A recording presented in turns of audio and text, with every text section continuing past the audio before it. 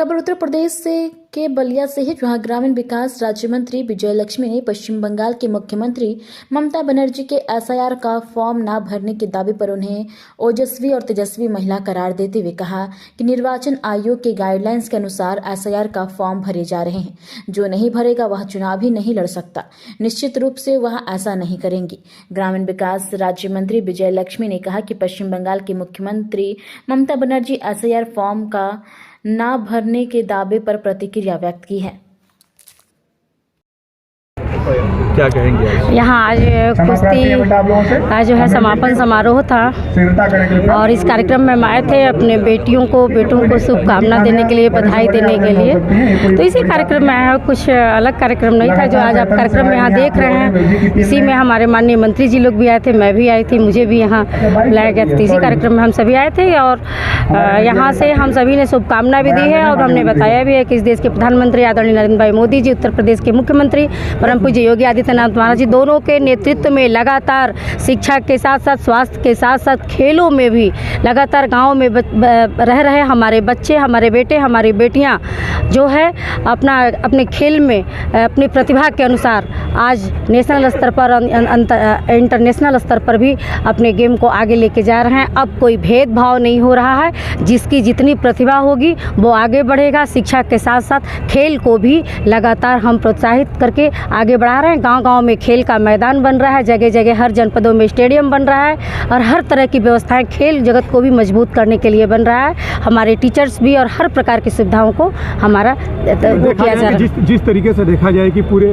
देश भर में एसआईआर का कार्य चल रहा है और लोग भर रहे हैं, चाहे मंत्री हो, विधायक हो या मुख्यमंत्री हो, लेकिन ममता बनर्जी का कहना है कि मैं एसआईआर का फॉर्म नहीं भरूंगा और मेरी नागरिकता साबित करने की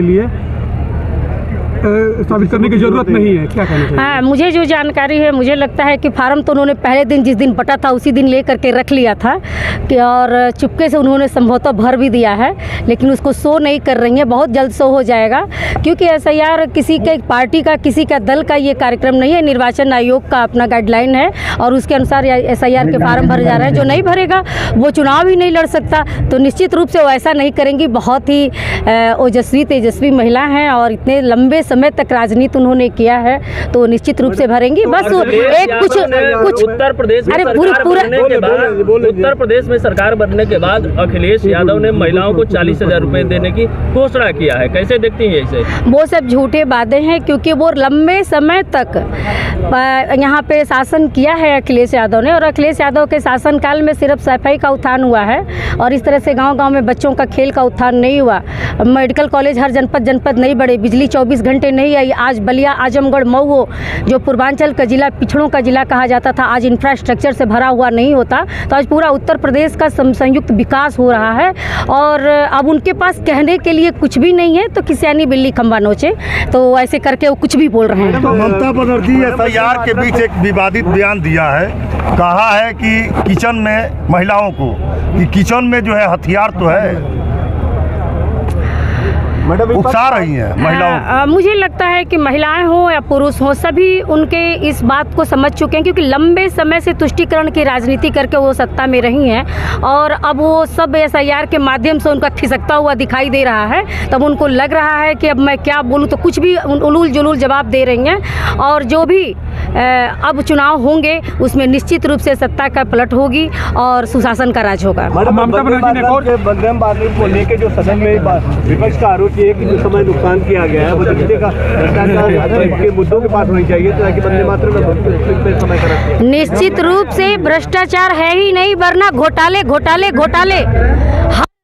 के केंद्रीय मंत्रियों के द्वारा घोटाले हुआ करते थे पूर्ववर्ती सरकारों में। आज हमारी सरकार इतने लंबे समय से चल रही है, किसी पर आरोप लगाने की हिम्मत नहीं है तो दूसरा कहेंगे क्या? बस वही है कि कुछ भी विपक्ष में है तो कुछ भी बोलेंगे, तो वो बोलते रहें। पूरे हिंदुस्तान की जनता जानती है कि आदरणीय मोदी जी के नेतृत्व में उत्तर प्रदेश में आदरणीय योगी जी के नेतृत्व में संयुक्त विकास हो रहा है, सबका विकास हो रहा है। नहीं, मुझे इसकी कोई जानकारी नहीं है। मैडम निकल दीजिए।